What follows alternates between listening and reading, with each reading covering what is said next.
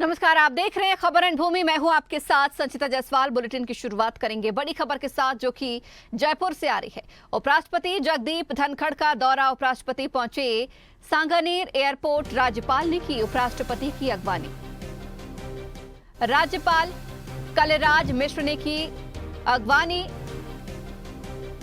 Sanganer airport पर उपराष्ट्रपति का स्वागत।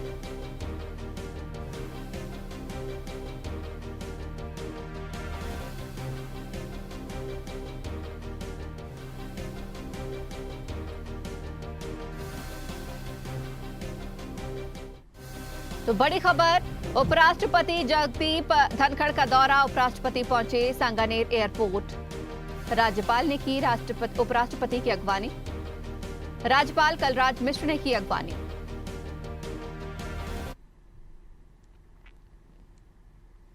और अब अगली बड़ी खबर, रायपुर से मुख्यमंत्री भूपेश बघेल के नामांकन में शामिल होंगी प्रियंका गांधी। 30 अक्टूबर को प्रियंका गांधी आएंगी दुर्ग जिले के 6 कांग्रेस प्रत्याशी भरेंगे नामांकन।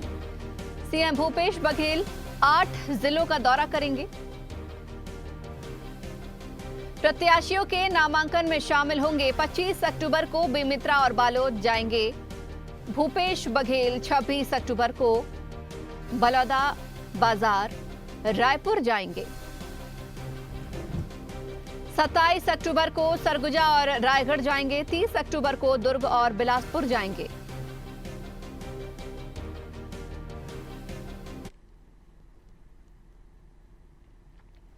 और अब अगली बड़ी खबर, नैनीताल से मुख्यमंत्री पुष्कर सिंह धामी उच्च अधिकारियों के साथ बैठक ले रहे। उच्च अधिकारियों को दिए आवश्यक दिशा निर्देश। उच्च अधिकारियों के साथ सीएम ने बैठक की।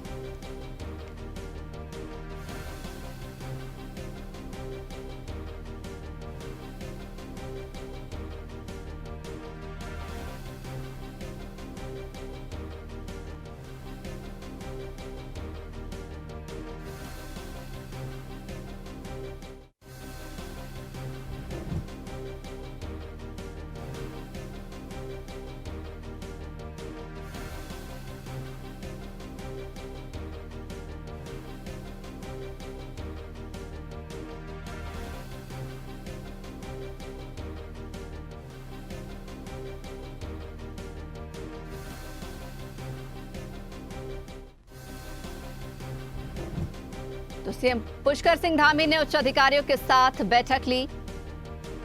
नैनीताल पहुंचे मुख्यमंत्री पुष्कर सिंह धामी। उच्च अधिकारियों के साथ सीएम ने बैठक की। अधिकारियों को आवश्यक दिशा निर्देश दिए।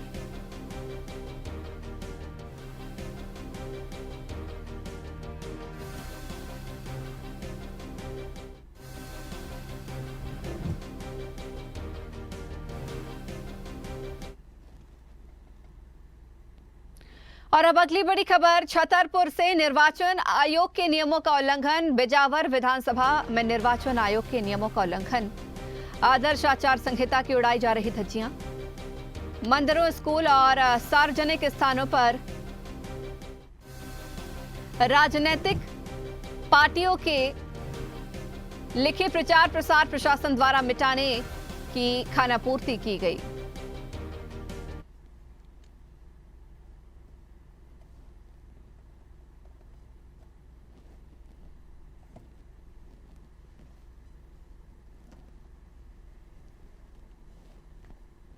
बिजावर विधानसभा क्षेत्र में इस वक्त मैं मौजूद हूं। झमटुली ग्राम पंचायत में आदर्श आचार संहिता को जिस तरीके से लागू किया जाता है प्रशासनिक अमले के द्वारा, मैं दिखाना चाहता हूं कुछ तस्वीरें।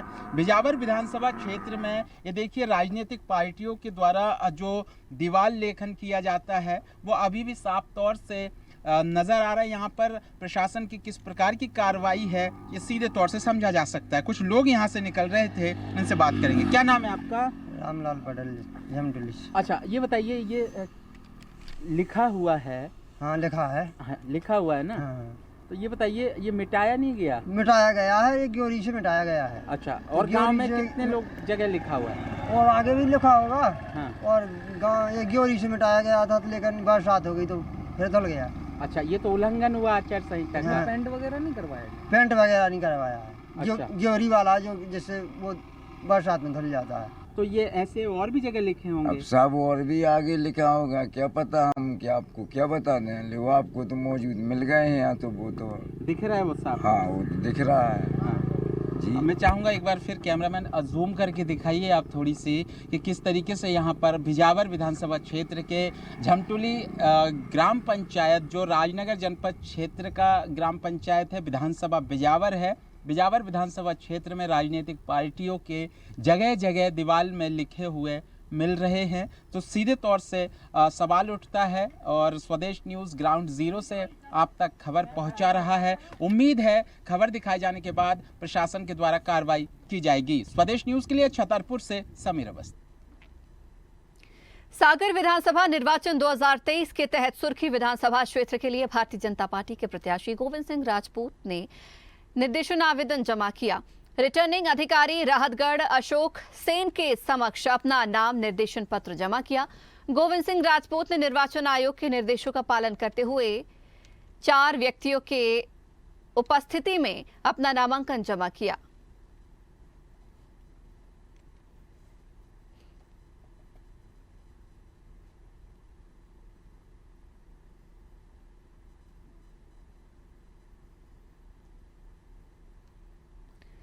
देवास विधानसभा से भाजपा प्रत्याशी गायत्री राजे पवार ने नामांकन पत्र जमा किया। माता टेकरी सीढ़ी द्वार पर पूजन अर्चन करने के बाद कलेक्टर कार्यालय पहुंचकर चुनावी नामांकन पत्र जमा किया। बता दें कि देवास विधानसभा से भाजपा प्रत्याशी गायत्री राजे पवार को उम्मीदवार घोषित किया गया। उनके साथ सैकड़ों की संख्या में रैली के रूप में भाजपा समर्थित लोग भी शामिल हुए। नामांकन फॉर्म भरने के बाद गायत्री राजे पवार ने कहा कि स्वर्गीय महाराज साहब के अधूरे काम को पूरा किया है और उससे 4 कदम बढ़कर और काम किया है। देवास की भलाई के लिए हमेशा तत्पर रही हूँ। आश्वस्त हूँ अपनी देवास के परिवार वालों की आशीर्वाद के लिए। जो काम मैंने मेरे पिछले कार्यकाल में किए हैं, जो मैंने वादे किए थे उनको पूरा किया है, स्वर्गीय महाराज साहब के अधूरे कामों को पूरा किया है और उससे 4 कदम आगे बढ़कर और काम किए हैं। देवास के भलाई के लिए हमेशा से तत्पर रही हूँ, देवास के विकास के लिए तत्पर रही हूँ और मैं जानती हूँ मेरी भावना को, मेरे कामों को देवास की जनता ने करीबी से 5 साल देखा है।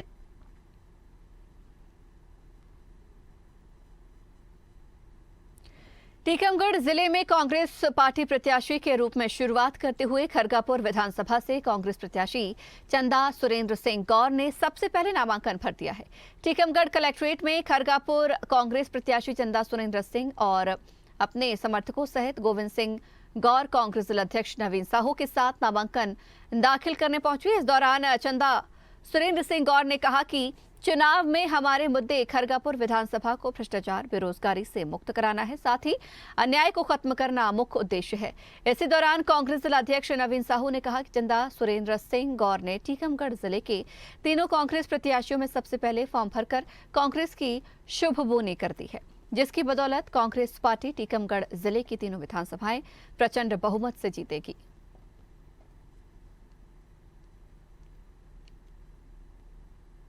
दोबारा फार्म जमा किया है आज और जनता के पास जाएंगे। वो मुद्दे हैं, सबसे पहले तो है भ्रष्टाचार, स्वास्थ्य, शिक्षा सुधार होगा और जो युवा हमारे बेरोजगार हैं उन्हें भी रोजगार मिलेगा, उन्हें नौकरी में लगाया जाएगा। और आज जो मैंने नामांकन दाखिल किया है उसके लिए मैं नहीं, मेरे क्षेत्र की जनता चुनाव लड़ रही था। टीकमगढ़ जिले की 3 विधानसभा हमारी आज पहला नामांकन चंदा सिंह गौर के द्वारा भरा गया और हम समझते हैं कि इसी से शुभारंभ होने वाला है और कांग्रेस की हमारी सरकार बनने वाली है। चूंकि पहले भी आप खरगापुर विधानसभा से आपने प्रतिनिधित्व किया है। दोबारा फार्म मध्य प्रदेश विधानसभा चुनाव के लिए नामांकन प्रक्रिया शुरू हो गई है और आज नामांकन प्रक्रिया के तीसरे दिन गंजबसौदा विधानसभा से भाजपा प्रत्याशी ने नामांकन पत्र जमा किया है। बता दें कि मध्य प्रदेश में 17 नवंबर को चुनाव होने हैं, जिसके लिए नामांकन प्रक्रिया प्रारंभ हो गई है। नामांकन की प्रक्रिया 21 अक्टूबर से 30 अक्टूबर तक रहेगी। साथ ही गंजबसौदा से भाजपा प्रत्याशी हरि सिंह रघुवंशी ने अपना नामांकन फॉर्म निर्वाचन कार्यालय पहुंचकर निर्वाचन अधिकारी के समक्ष दाखिल किया है। नामांकन पत्र जमा करने के बाद भाजपा प्रत्याशी के द्वारा कहा गया कि जनता के बीच जाएंगे और जनता का आशीर्वाद प्राप्त करेंगे। शिवराज सिंह की कसौटी पर खरे उतरने की बात कही और 18 वर्षों से विकास के कार्य हो रहे हैं।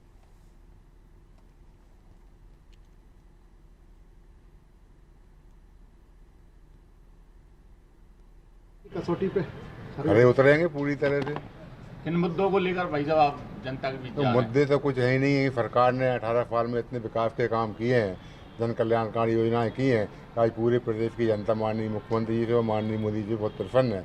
और 2009 से केंद्र में सरकार जब से बनी है, डबल इंजन की सरकार चल रही है, निरंतर विकास के काम हो रहे हैं क्षेत्र में, प्रदेश में और वासदा में।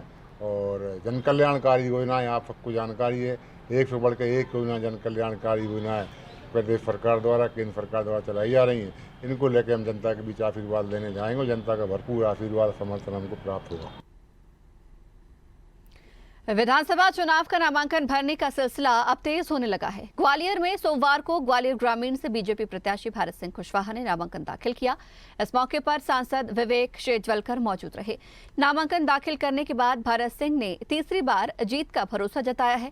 भारत सिंह कुशवाहा ने कहा कि कांग्रेस अपने आप में चुनौती है, हमारे लिए कोई चुनौती नहीं है।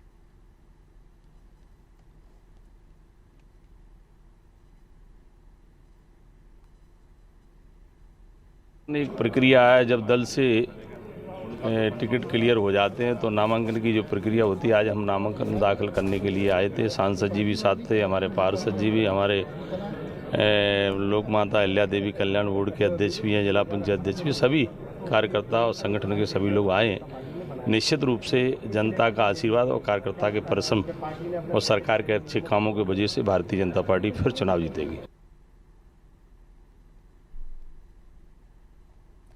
मध्य प्रदेश की जिन 230 विधानसभा सीटों के लिए 17 नवंबर को मतदान होना है, उनमें मालवा निमाड़ की हाटपिपलिया सीट पर रोचक मुकाबला है। दरअसल 2020 में हुए सत्ता परिवर्तन के बाद इस विधानसभा की तस्वीर बड़ी रोचक हो गई। कांग्रेस का चेहरा रहे मनोज अब भाजपा का झंडा थामे भितरघात का सामना कर रहे हैं। वहीं कांग्रेस के प्रत्याशी के रूप में राजवीर सिंह बघेल मुकाबले में हैं।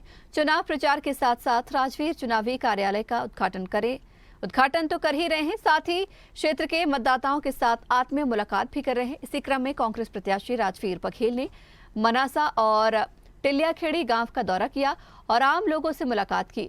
राजवीर बघेल जनसंपर्क के दौरान लोगों को भरोसा दिला रहे हैं कि इस बार वोट देते समय प्रत्याशी का चयन भी करें।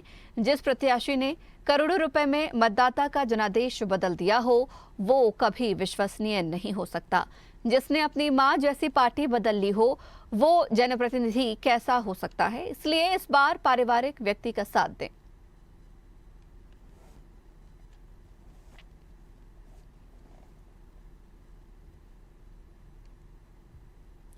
मध्य प्रदेश विधानसभा चुनाव से पहले भाजपा को एक और बड़ा झटका लगा है। बता दें कि पूर्व मंत्री और भाजपा के वरिष्ठ नेता ने कांग्रेस से इस्तीफा दे दिया है। पूर्व मंत्री रुस्तम सिंह बसपा में शामिल हो गए। भाजपा से टिकट कटने पर इस्तीफा दिया और कहा कि मेरा टिकट एक वरिष्ठ नेता ने काटा। टिकट कटने से नाराज पूर्व मंत्री रुस्तम सिंह ने बसपा का हाथ थाम लिया और सैकड़ों कार्यकर्ताओं और समर्थकों के साथ उन्होंने भाजपा छोड़ दी है और बसपा का दामन थाम लिया है। रुस्तम सिंह ने अपने बेटे राकेश रुस्तम सिंह बसपा प्रत्याशी मुरैना का कार्यालय उद्घाटन के मौके पर पत्रकार वार्ता कर कहा कि मैं भाजपा का अनुशासन वाला कार्यकर्ता था। मैंने भाजपा में रहते मुरैना को बड़ी सौगातें दी। मुरैना बसपा प्रत्याशी राकेश रुस्तम सिंह के लिए कहा कि ये चुनाव मुरैना की जनता का है। जनता की इच्छा है कि हम चुनाव लड़ें और चुनाव जीतने के बाद भी हम बसपा के ही रहेंगे।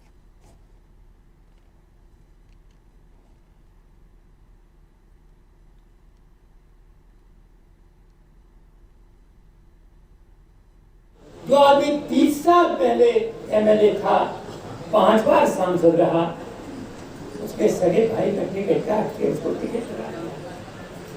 एक और भाई अपने भाई के लिए ध्यान देने वाला वो एमएलए था वहीं से, उसका टिकट काट के मंत्री जी को दे दिया।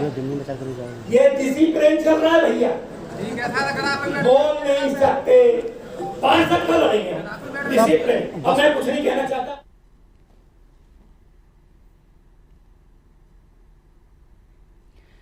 पूर्व विधायक प्रहलाद लोधी को पवई विधानसभा का प्रत्याशी बनाया गया है, जिसके विरोध में संजय नगाइच के निवास पर पवई विधानसभा के हजारों भाजपा कार्यकर्ता एकत्रित हुए और जमकर विरोध प्रदर्शन करते हुए नारेबाजी की। संजय और उनके समर्थकों ने भाजपा आलाकमान को 4 दिन में टिकट बदलने का अल्टीमेटम देते हुए कहा कि अगर टिकट नहीं बदली जाती तो 26 अक्टूबर को 10,000 भाजपा कार्यकर्ता सामूहिक रूप से इस्तीफा देंगे और आगामी रणनीति तय करेंगे।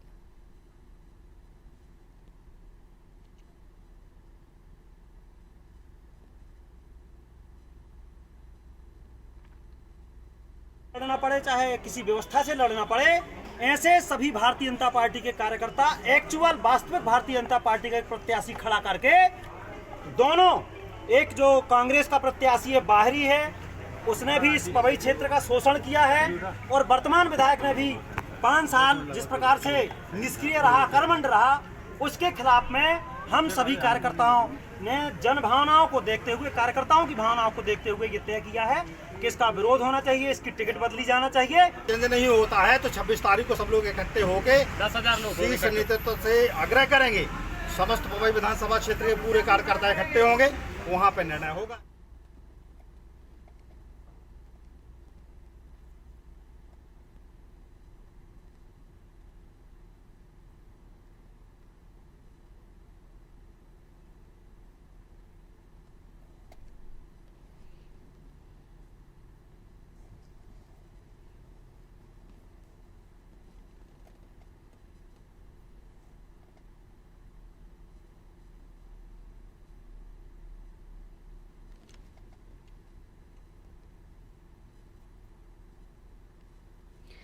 सिंधिया राज परिवार ने आज दशहरा और नवमी का त्योहार मनाया।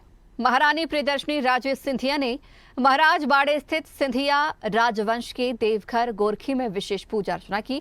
सिंधिया राज परिवार दशहरा और नवमी का त्योहार बड़े धूमधाम के साथ मनाता है। आपको बता दें कि सिंधिया राज परिवार के पुरोहित राजशाही अंदाज में पूजा अर्चना कराते हैं। यहाँ पूजन करने के बाद महारानी प्रियदर्शनी राजे सिंधिया ने कन्या पूजन भी किया। उन्होंने ग्वालियर वासियों और प्रदेश वासियों को दशहरे की शुभकामनाएं दी।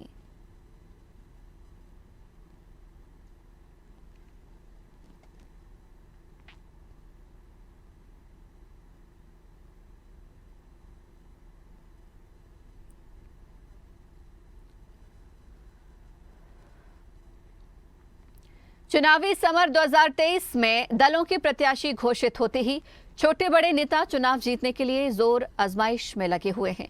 स्वदेश न्यूज से खास बातचीत करते हुए केंद्रीय मंत्री नरेंद्र सिंह तोमर ने कहा कि 2023 में मध्य प्रदेश में फिर से भाजपा की सरकार बनेगी। कांग्रेस पर निशाना साधते हुए कृषि मंत्री श्री तोमर का कहना है कि कांग्रेस के नेता की कथनी और करनी में फर्क है। यही वजह है कि 15 महीने में सरकार धाराशायी हो गई। विधायक के चुनाव लड़ने के सवाल पर तोमर ने कहा कि वो पार्षद से लेकर संसद तक का चुनाव लड़े और जीते। इस बार पार्टी ने विधायक का चुनाव लड़ने का हुक्म दिया तो वो विधायक का चुनाव लड़ रहे हैं।